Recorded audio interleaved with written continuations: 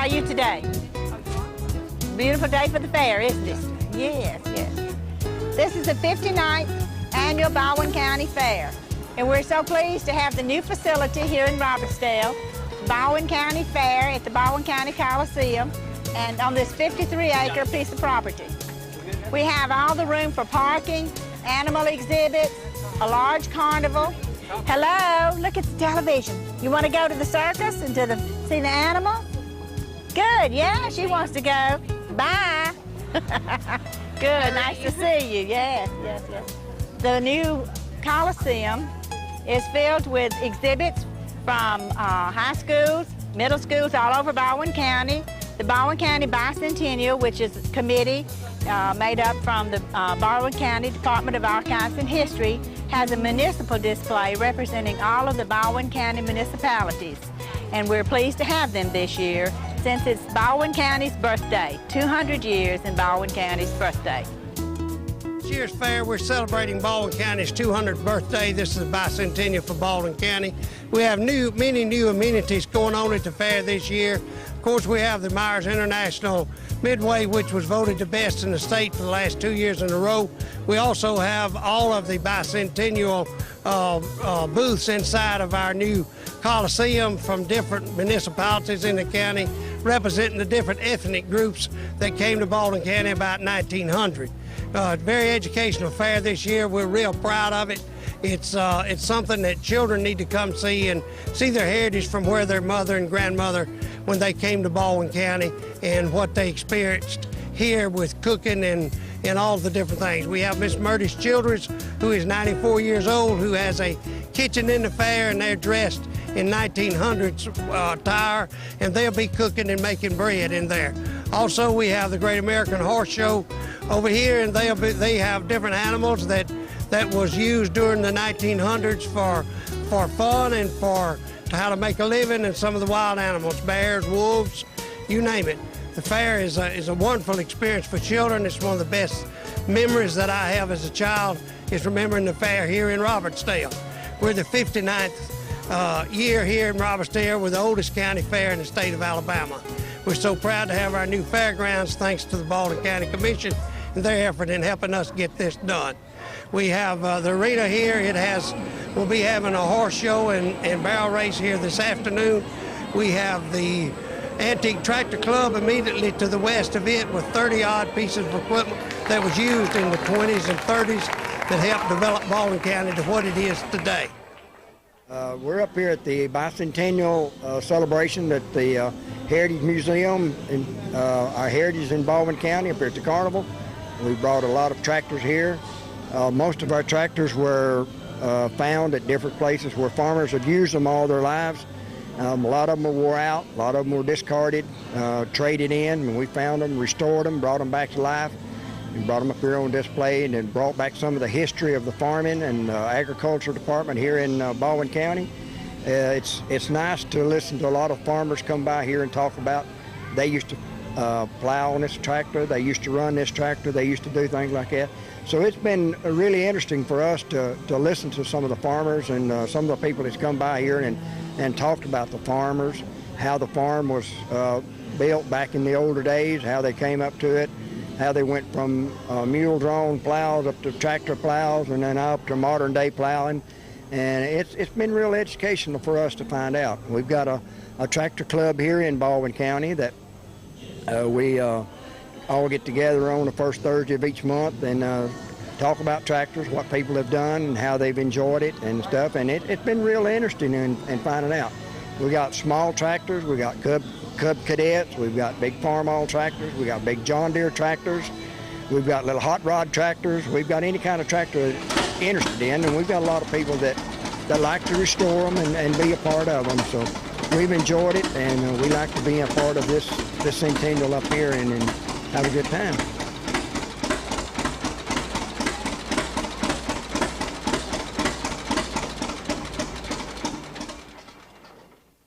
$1939 Avery.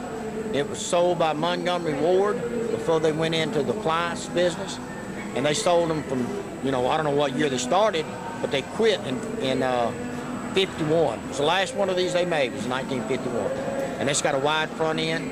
on the 51s. This here one was hand cranked, and I converted it over and put a starter on it and a battery. And it's been a good little tractor. I've showed it a bunch of times. I've had it for about 4 years. I bought it from a salvage yard. It was been there for parts, and it's just unique. I'd never seen one before. So I purchased it and fixed it back together.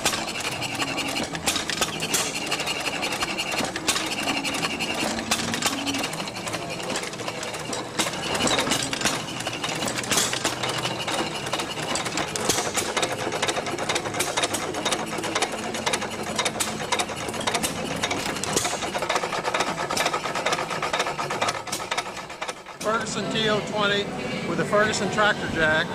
Tractor jack was invented in the mid-40s by a gentleman named Thomas Poore from Kansas, and he sold the patent to Harry Ferguson. And it was just a great piece of equipment. You could get all the tires off the ground, adjust your front end, flip your tires around in the back, whatever you needed to do. It was a great piece of equipment. Additional to add on. This tractor here that he's about to see now is an 8-end Ford.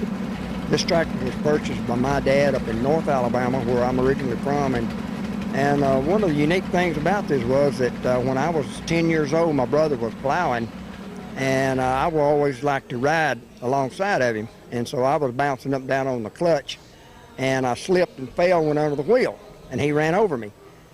And it scared him so bad that he backed back over me again.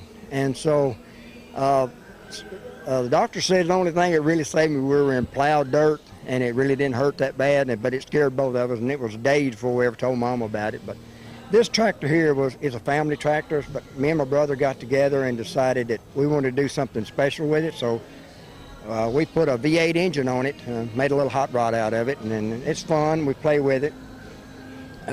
Ford didn't come out with a V8, but later on they let another company build them that would put them on there for farmers because they got far behind on their horsepower and stuff on their tractors. So they let another company do it, and they come out with a few of them, but later found out that the tractor wasn't stable enough or stout enough to hold horsepower. So they discontinued, and that's when they stepped up to another grade of tractors. But this little tractor's been fun. Everybody enjoys seeing it, listening to it. It's just a little hot rod tractor, and we play with it, have fun with it here in the club, and everybody enjoys it. That's what we do mostly, is just have fun, fellowship. That's what we do.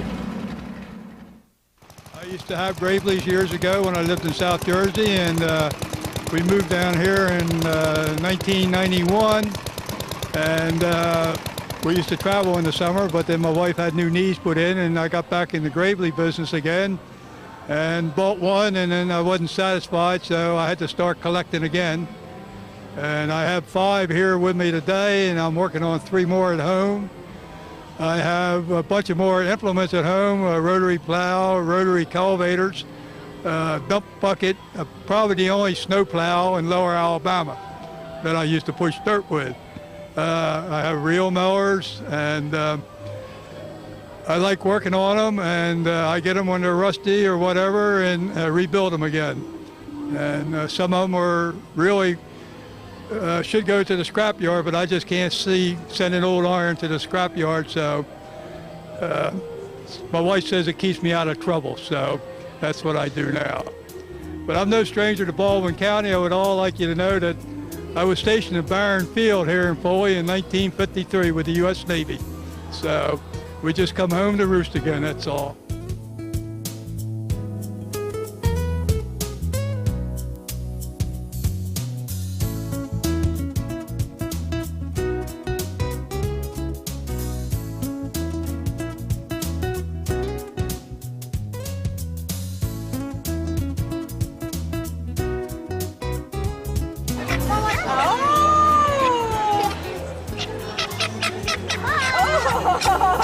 Calm down.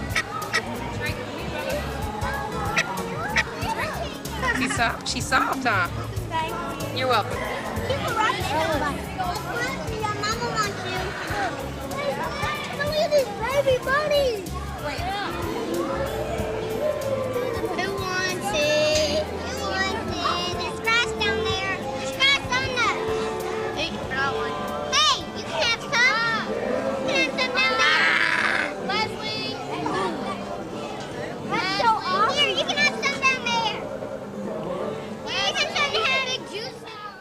Samson, my big boy that we have out here, is about 85 pounds. He's basically about a teenager, and these tortoises, live approximately 150 years.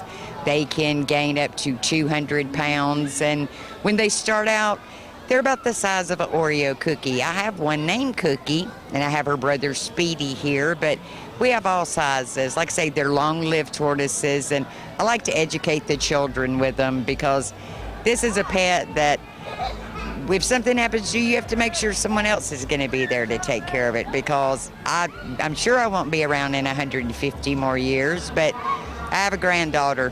Her and her granddaughter will probably have to raise them.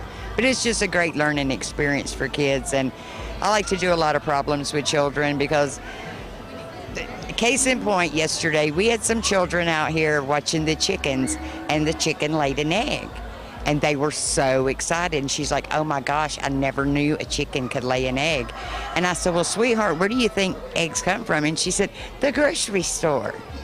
You know, kids need to know that, you know, beef we eat, chickens come from eggs, and it's good for them to get out and see the animals. It's something they don't get to see every day.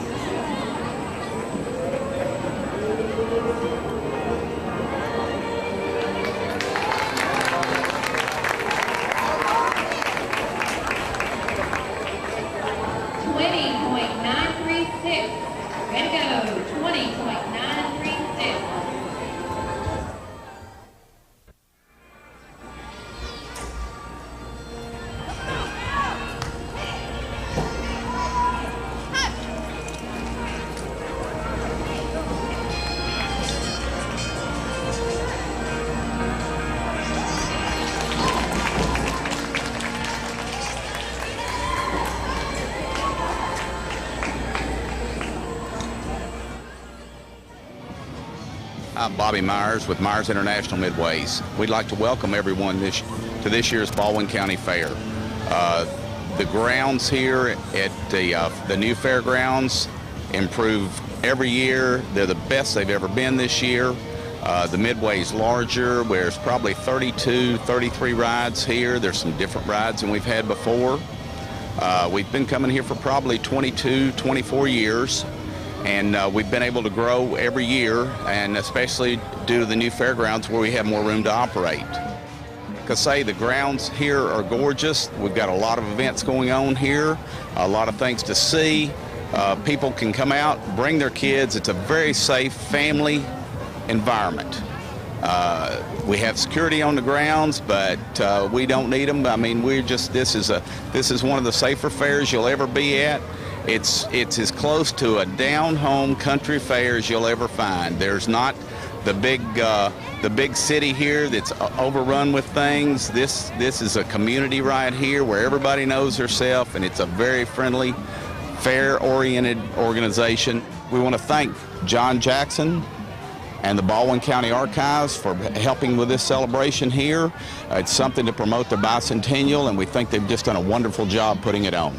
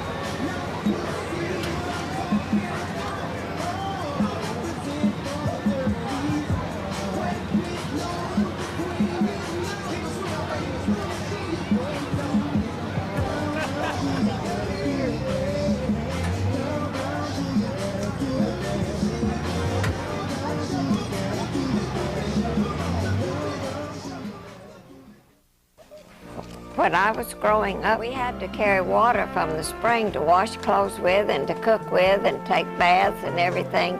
We didn't take a bath every day, but we would take baths. We stayed clean and kept our clothes clean, but we washed them all by hand and hung them on the line. Sometimes we hung them in trees along the edge of the creek where we got the water from at the spring.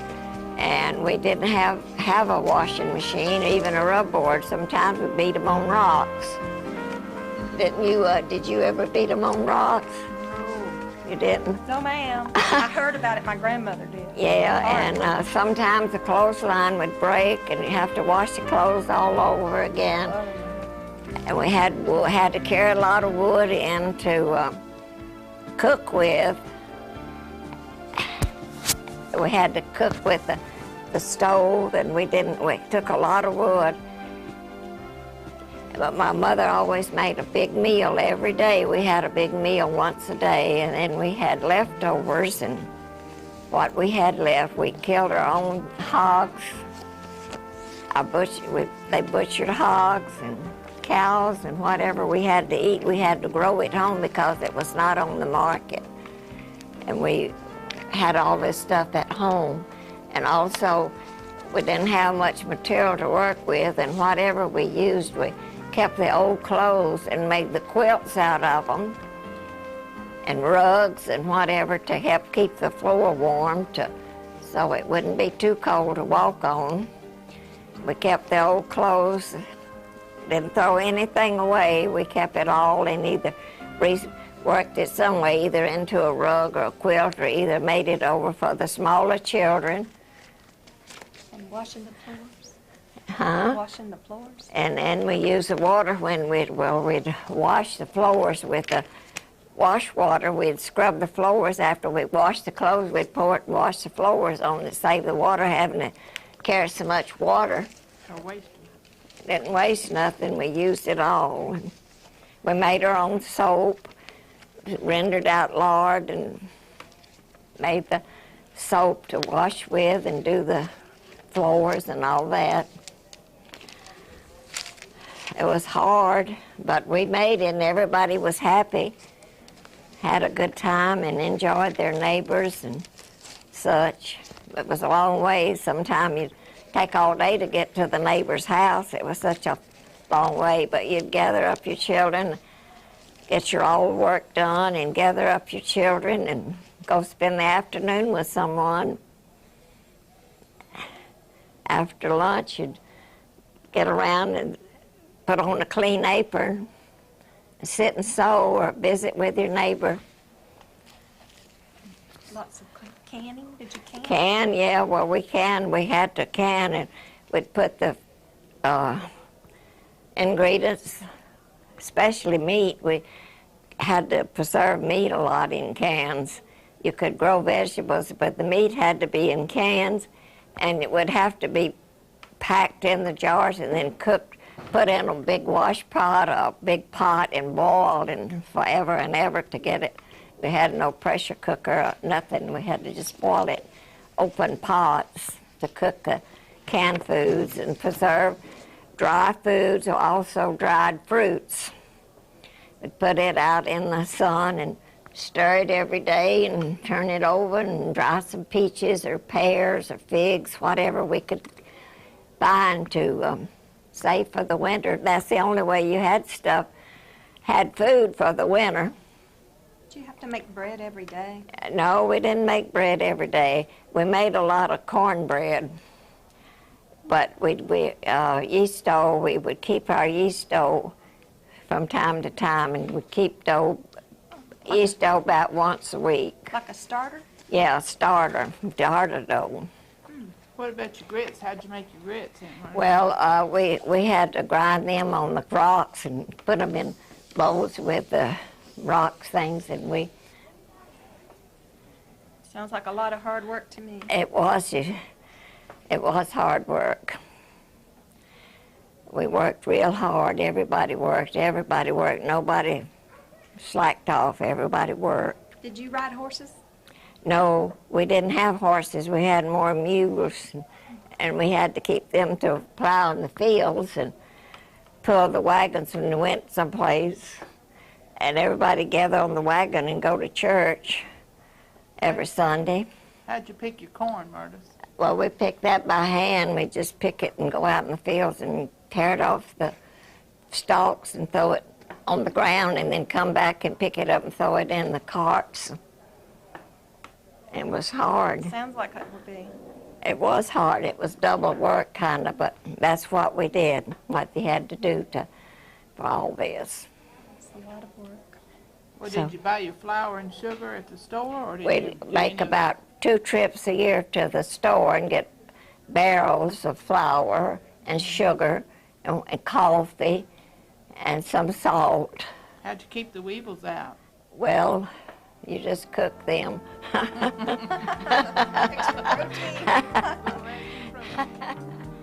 In days of yesterday, about 200 years ago, women just did not have the ability to purchase ready-made items for many different reasons. And so they would have to make their own items for their own use. They would take thread and crochet lace, and they would make their own hats, socks. And you didn't waste anything. You would use thread from old sacks. You would take items apart after maybe the baby outgrown its booties. You might take this thread apart and reuse it. Everything was used multiple times. And we are so fortunate today not to have to do these things. We're blessed in America. I am quilting a quilt that has been embroidered by a friend, and she doesn't quilt, so I'm quilting it, and it's pre-stamped. It's called pre-stamped. It's more of a fancy thing than they would have done years ago, even though some of these were available, but they were usually available in the newspaper, and you had to iron the stamp on, but this day and age you buy them this way. But most of the time it was patchwork quilting, but this is marked so you know where to quilt. Otherwise you would pick your own pattern to make the quilting in the inside. And you choose your own colors, and I have chosen to do it with the blue, and I put muslin on the back just like they used to, because so it would represent an older quilt, because most of the time now they don't do that. They do fancy backs. But for me it's such a relaxation, because you can do it and no one bothers you. The only bad thing is you pick your finger on the underneath side and sometimes it bleeds. It's a lot of fun. It's something that, with our economy today, more people are going back into canning. The new Family Circle magazine for this month has a section on the canning and telling how people goes back into canning because they can't afford to buy. You can go into the stores and look in their reduced baskets and get your fruits and stuff to make your jams and your jellies. And of course, my husband plants a garden big enough for Baldwin County. That's no lie. And then he expects me to can it all. And so I just really enjoy it. The thing is, you have to have fresh vegetables that are not stung by bugs. And you prepare your vegetables. We put our butter beans and peas in the freezer. We don't can them, but our squash, sometimes eggplants, all of our green beans, hominy, and stuff like that we do can. Turnip greens, and it's just really, really easy to come in, especially when you come in from church. Open a jar of it up and you can have a meal. We can mashed potatoes, and you can take those mashed potatoes and drain them, cut them up into cubes, shake them in some flour and deep fry them. Delicious within just a little bit of time, so it's very time saving, and it really doesn't take all that time to can. But your jars have to be prepared right. You got to sterilize them, then you got to keep them hot till you get your canned stuff in it. Some things, like tomatoes, you don't add water. If you do, it spoils. And you dip your tomatoes in boiling water, pull the skins off, and I like to pack them whole in my jars. And as you mash them down, the juice comes out of them. And you want that juice to come up above it, but don't fill the jar completely full. You have your lids in boiling water, and you put them on the jars once you get your tomatoes in there, and cap it. Put them in a pressure cooker and pressure them 10 minutes on a 5-pound pressure. But you can also can tomatoes in the old open canner because it's got acid. Anything that's got acid in it, you can can in the old co-pack canner. And that way you can even take your tomatoes, peel them, put them on the stove, don't put water in them, but they'll have their own juice, get them really, really hot, pour them in the jars, put your hot lids on them and seal them. They keep like that if you don't have enough to put in the co-pack canner. If you put them in the co-pack canner, you press them in your jars, put your lids on, and put the water up above it and boil it, whatever your canning book tells you to. And they will keep. Peaches will keep, and done in a open canner. Anything that's got some acid in it. Lots of times I put lemon juice into pears or something like that, blueberries, something that doesn't have enough acid in it, and then that will make it keep. We used to do most all of our canning in the co-pack canner, and quite some years back they told us not to do that anymore because botulism would be in your vegetables and it would kill you. So that's when we went to the pressure cooker. And it's just a fun thing to do, and it's just stretches your grocery dollars, you know, when you can all this stuff. Because of Daphne's location, it is one of the oldest of the cities in Baldwin County. It goes with the French settlement of Mobile in 1702, and because it is the shortest distance across the bay to Pensacola and Montgomery and Fort Toulouse, most everything that happened in the colonial period happened crossing through Daphne. I would like to point out that Louis D'Olive and his wife, Ornella Hall, and those two names are still in the Baldwin County after 200 years. They were the first permanent residents of Daphne. And in 1812, Jackson and his route from Pensacola to New Orleans camped in Daphne. That's Jackson's Oak. In 1833, a captain named Billy Howard came from Connecticut, and he was getting fresh water from a stream in Daphne, decided that he liked it, he was going to come back and stay. He built the Howard Hotel, 1833, and it was the finest hotel in the Southeast at that time. The Old Methodist Church is 1858, the second oldest building in Baldwin County, oldest church in Baldwin County. And in the March of 1865, Union troops spent the night in the church as they were assembling for the siege of Spanish Fort. The courthouse came to Daphne 1868, and was there until 1901. Then it changed. The same building was used as the normal school. That was from 1907 to 1940. And this picture represents May Day. We had May Days in Daphne, a county-wide celebration from 1911 to 1970.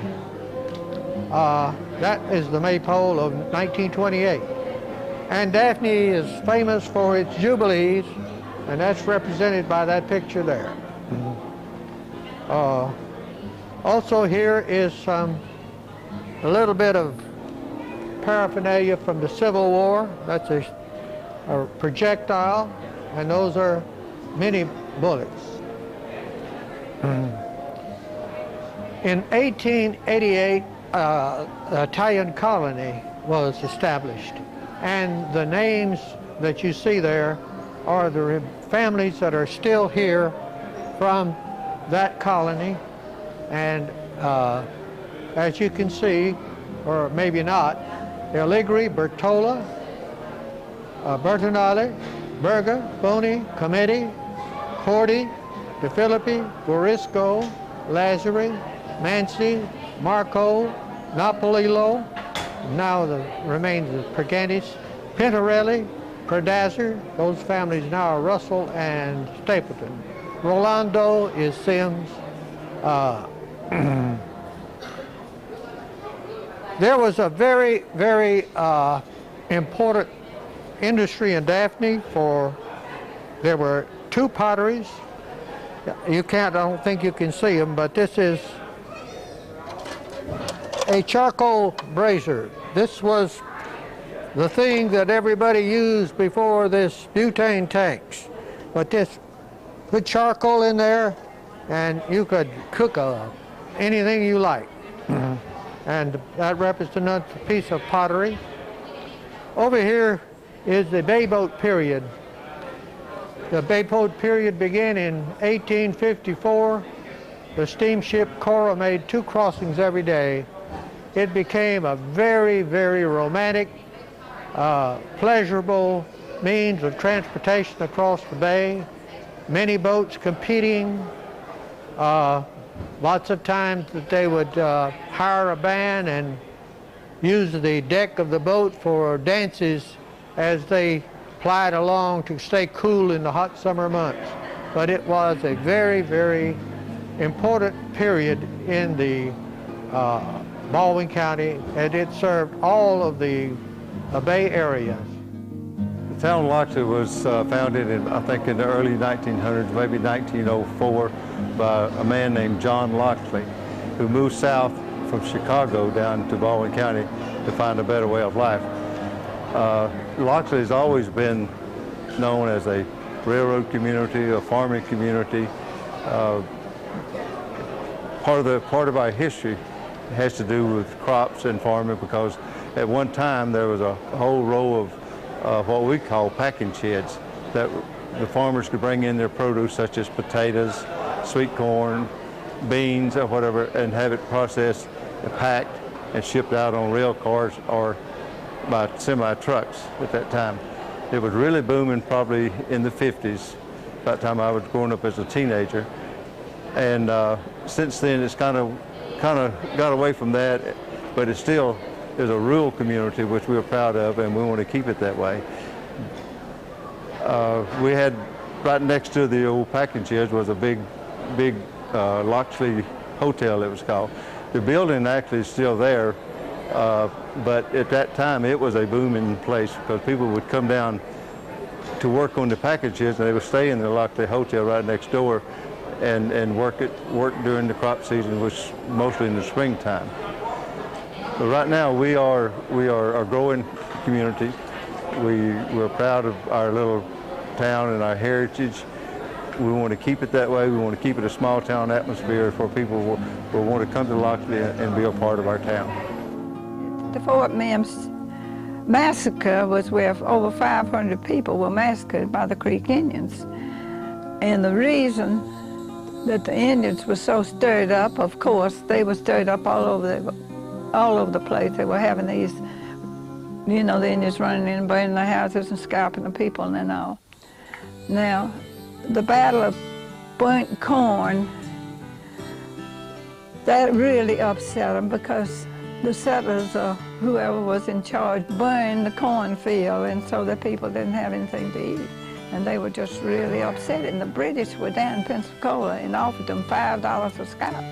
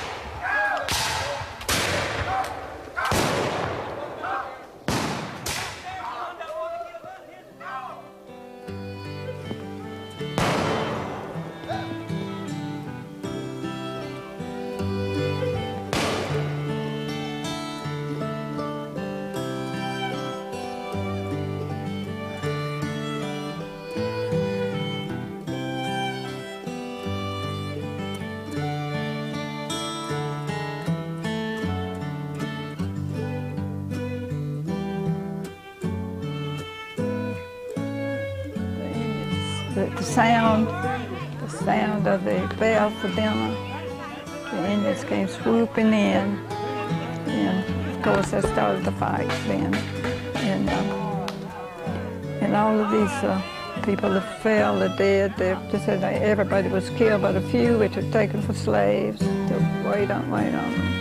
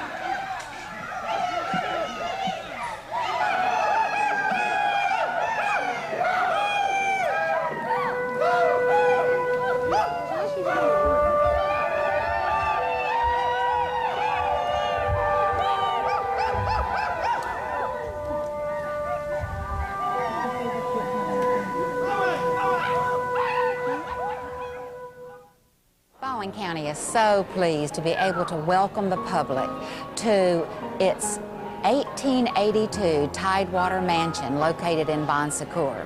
The Swift Coles home was begun in 1882, and the Swift family lived in the home until 1976. In 1976, Nick Coles bought the home and furnished it with his antique collection. And when he died in 2006, he left the home to the county. And his wishes were that the home be open to the public to enjoy the beautiful feeling that is there in this 16-room mansion. The home is located where Schoolhouse Creek enters the Bon Secours River. And a tour of the home takes you through the 16 rooms, reliving what it would be like to have lived at the turn of the century. The Swift family had 11 children that were raised there in the home, and you will see the rooms and the architecture that gave such a feeling of warmth and hospitality to everyone who got off the riverboat named the Baldwin right there at the wharf on the Bon Secours River and came in the main door to the house. Mrs. Swift welcomed people there, and most guests stayed overnight.